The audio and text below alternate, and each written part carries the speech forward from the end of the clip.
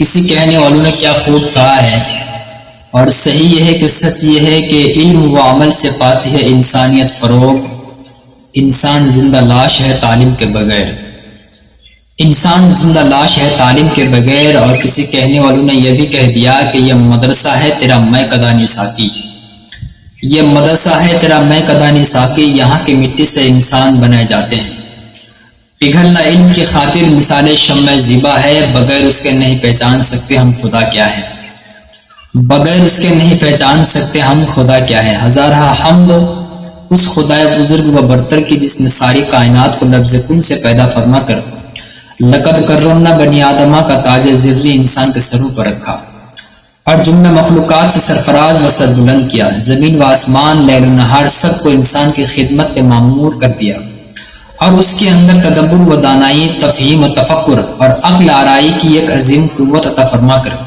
قرآن مقدس میں سب سے پہلے علم ہی کی جانب رغبت دلائی۔ ارشاد رب العزت ہے اقرأ بسم ربک الذی خلق خلق الانسان من علق، اپنے اس پروردگار عالم کے نام کے ساتھ پڑھیے جس نے انسان کو بستہ خون سے پیدا فرمایا۔ یہ اسلام کا سب سے پہلا اعلان ہے۔ اسلام نے دنیا میں قدم رکھتے ہی تحصیل علم کا اعلان کر دیا۔ یہ بات اپنی جگہ ثابت الامر ہے کہ دنیا کا کوئی نظام، دنیا کا کوئی سسٹم، دنیا کی کوئی طاقت علم کے بغیر مکمل طور سے صحیح و سالم رہ نہیں سکتا، کیونکہ علم سے بڑھ کر کوئی طاقت ہے ہی نہیں۔ انسان ہو سب سے پہلے اسے علم ہی کی ضرورت پڑتی ہے۔ علم ایک ایسا ہتھیار ہے، علم ہی ایک ایسا آلہ ہے جس کے ذریعے بندہ ہر منزل کو وہ عبور کر لیتا ہے، ہر مقصد کو وہ کامیابی اور کامرانی کا منزل تک اس کو پہنچا دیتا ہے۔ علم کے بعد ہی کسی دستور و قانون کی صحیح طریقے سے پابندی کی جا سکتی ہے۔ اسلام نے جگہ جگہ تحصیل علم پر کافی زور دیا ہے، اس لیے تو نبی کریم صلی اللہ تعالیٰ علیہ وسلم نے ارشاد فرمایا طلب العلم فریضۃ علی کل مسلم و مسلمہ، یعنی علم حاصل کرنا ہر مسلمان چاہے وہ مرد ہو یا عورت حاصل کرنا لازم ہے۔ حصول علم دین کو مسلمانوں کی زندگی کا جزء لا ينفک کو قرار دیا۔ علم کیا ہے؟ علم حق اور صداقت کی ایک شمع ہے، علم ایک نور اور چراغ راہ منزل ہے۔ آپ جس راستے کو عبور کرنا چاہتے ہیں، جس راستے کے ذریعے آپ منزل تک جانا چاہتے ہیں، اس راستے کا چراغ وہی علم ہے۔ دنیاوی فلاح و سعادت کا ذریعہ، اس کی وجہ سے انسان ترقی کے مدارج تک پہنچ جاتا ہے۔ حاصل کلام یہ ہے کہ علم ایک ایسی نعمت ہے جس کا ہر شخص امیدوار اور لالچی ہوتا ہے۔ علم ایک ایسی زینت ہے جس سے ہر شخص مزین ہونے کی تمنا اور آرزو کرتا ہے۔ علم سے حرام اور حلال کے درمیان فرق پیدا ہو جاتا ہے۔ علم کی وجہ سے حضرت آدم علیہ السلام کو فرشتگان قدس پر فضیلت حاصل ہوئی، جس سے خداوند قدوس و سبوح نے حضرت آدم علیہ السلام کو زمین پر اپنا خلیفہ بنانے کا ارادہ فرمایا تو فرشتوں نے استدلال پیش کیا تھا اتجعل فیہا ما یفسد فیہا ویسفک الدماء ونحن نسبح بحمدک ونقدس لک، تو اللہ تبارک و تعالیٰ نے ارشاد فرمایا جواب کے طور پر کہ انی اعلم ما لا تعلمون وعلم آدم الاسماء کلہا الاخر۔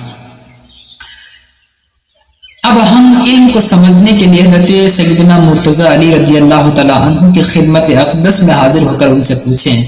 کہ اے باب مدینۃ العلم، آپ علم کی فضیلت، علم کی برکت، علم کے فوائد، شکشا کی کیا نفع ہے وہ ہمیں بتا دیجئے۔ تو یقیناً سرکار سیدنا مولا کائنات ہمیں یہ بتائیں گے کہ اے مجھ سے علم کی فضیلت، علم کے نافع، علم کے فوائد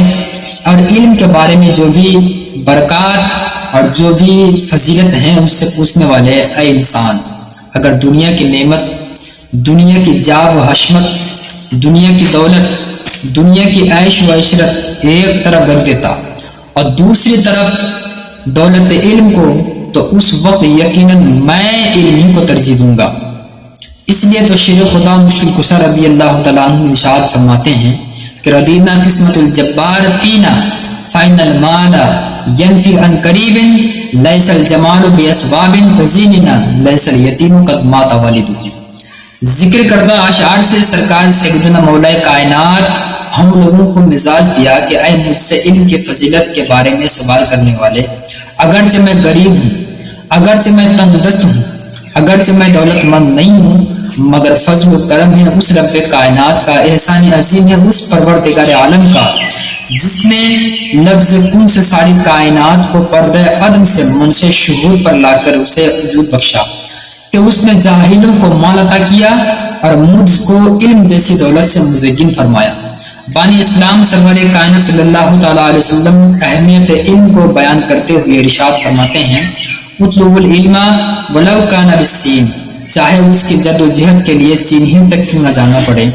مطلب یہ ہے کہ اے میرے امتیوں، میں تمہیں ایک مزاج دے رہا ہوں کہ